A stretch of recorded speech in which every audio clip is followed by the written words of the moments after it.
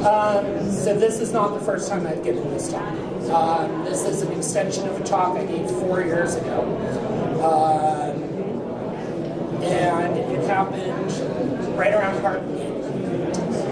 Heartbeat, which was an attack against OpenSSL and affected a lot of people. I sat down with a security researcher friend of mine.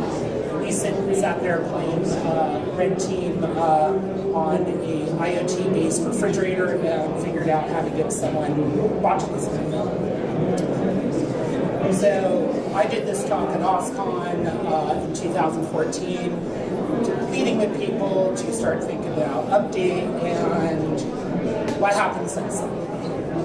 Since 2014, we've gone from 15.4 million IoT devices to somewhere around 30.7 million this year. Overall attacks on just general computer CVEs, we've gone to the 85.2% increase with 6,000 IoT specific attacks last year. And this year, 50,000. Things are getting worse, and we need to have a discussion about it. We've also seen privacy issues. We've seen, one of the lovely things was a bunch of speed cameras in Canada got taken over by WannaCry, which is another attack. Vending machine botnets, closed circuit televisions. This has gotten so cool now. There's a search engine where I can go and look up all the open IoT devices, and the number of them that are running Linux kernel 2.6 something are astounding. And this doesn't include general silliness. I've lost my internet, therefore my lights don't turn on. My rental car doesn't have internet. I have to get towed somewhere, and my toothbrush wants to know where I am. Why did it get this done? For a bunch of reasons.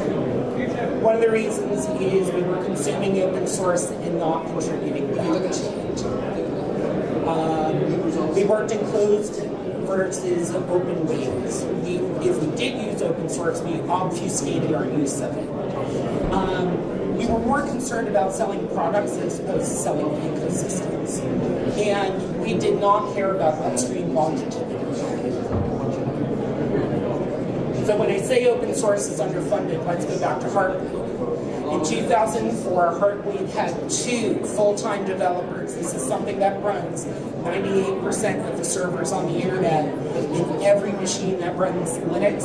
Yeah, if you secure shell into something, you're using more than likely OpenSSL.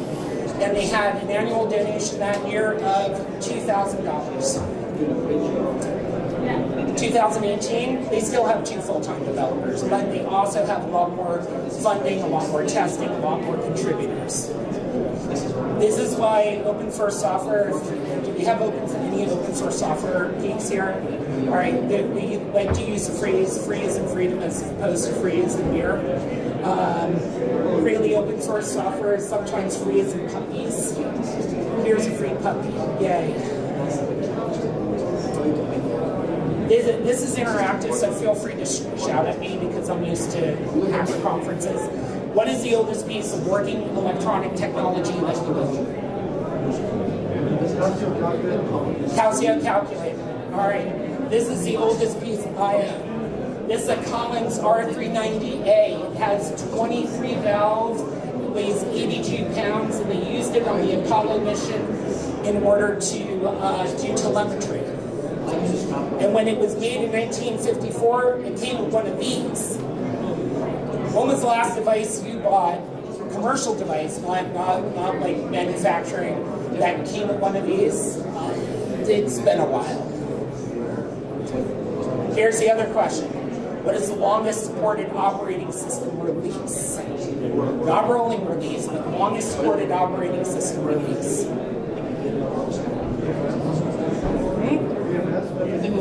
Yeah, different releases or different versions. So, Windows XP. Windows XP is still supported, believe it or not, if you include point of sale XP.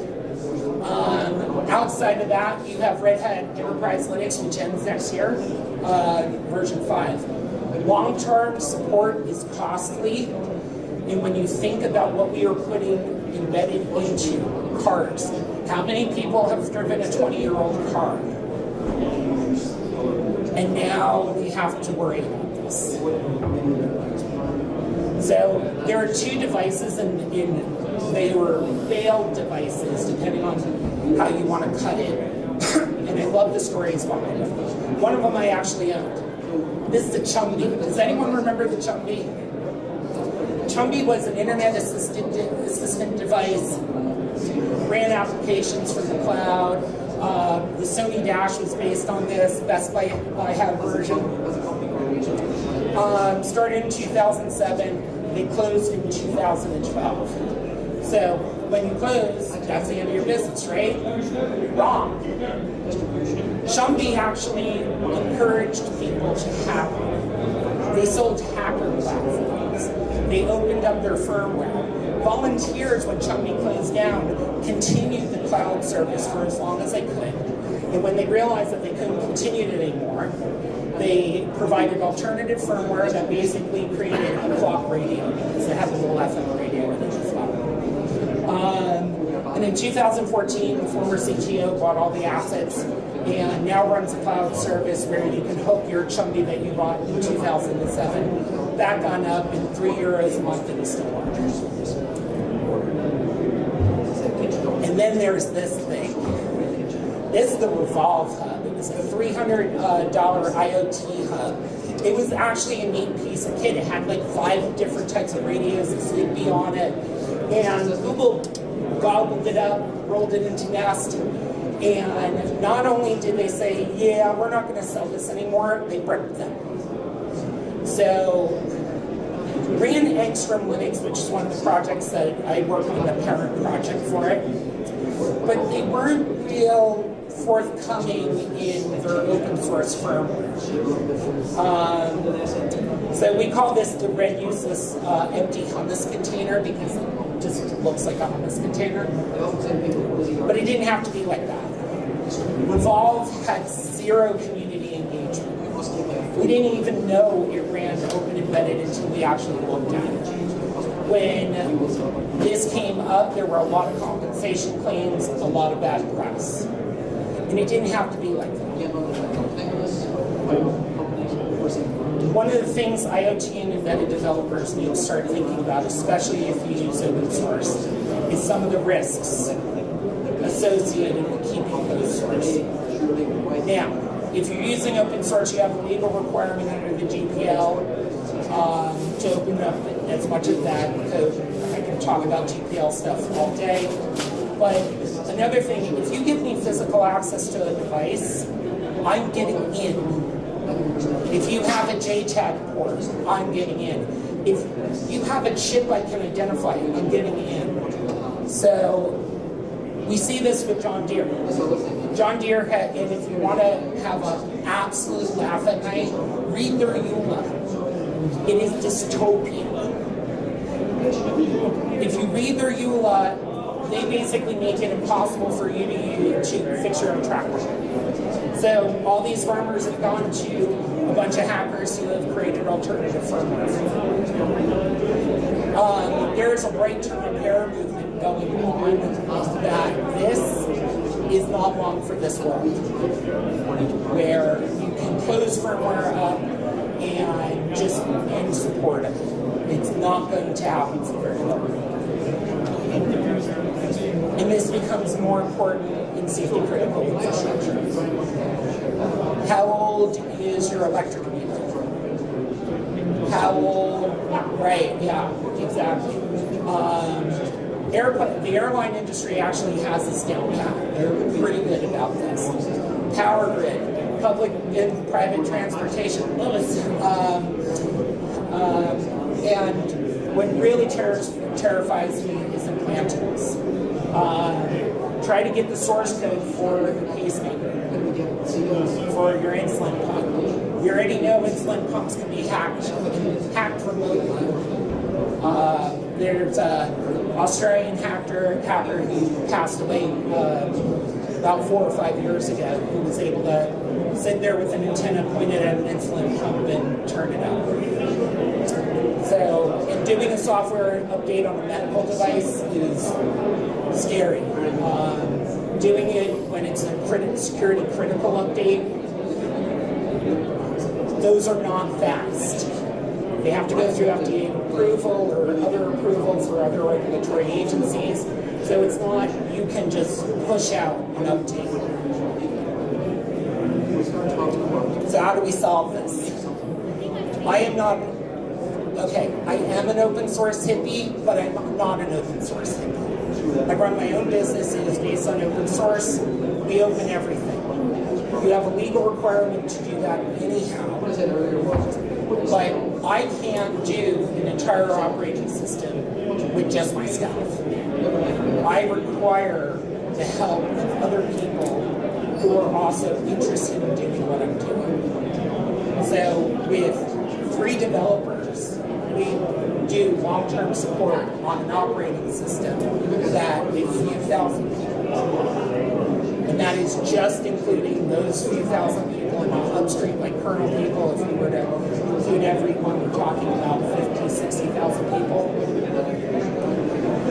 We're also finding bugs a lot quicker. So, if you have 50,000 people looking at this device that has all these moving parts, people are going to find bugs. We also want people to contribute. So if you were a small, medium enterprise, everyone's like, oh yeah, no, I can't really afford to work on that open source project. You would be surprised. If you can get 2 hours of QA, someone to do improved documentation, open source communities would love you. On top of that, if my business depends on that, and I have decided that I am not going to involve myself in that community, I have given up my seat at that table. Anyone remember this router? Linksys opened the WRT54G. They got sued a whole bunch of years ago because they ran Linux, they didn't open it, they opened it. They still sell this router. And not only do they still sell this router, they went to the open source communities that created alternative firmware for it and said, hey, let's work together. So they sell a version of this that runs OpenWRT and DDWRT.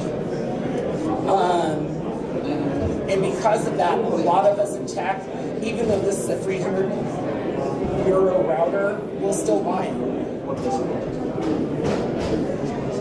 This is one of my favorite new companies that have been around, or that have been contributing to open source. They are really involved in the software stack. So, Parrot, they do drones. We all know who Parrot is. So, if you're going to be that company that is involved in open source, great. Give consumers the company that we want. Give us security bug bounties. We love security bug bounties. Open APIs so we can change things, so that we can hack things. Give us a pathway to contribute back to your company. So at the end of all my talks, I like to call out the very cool open source projects we work on. Yocto project is open embedded. Falsology, if anyone's interested in license compliance, and the Open Chain project, which is also license compliance.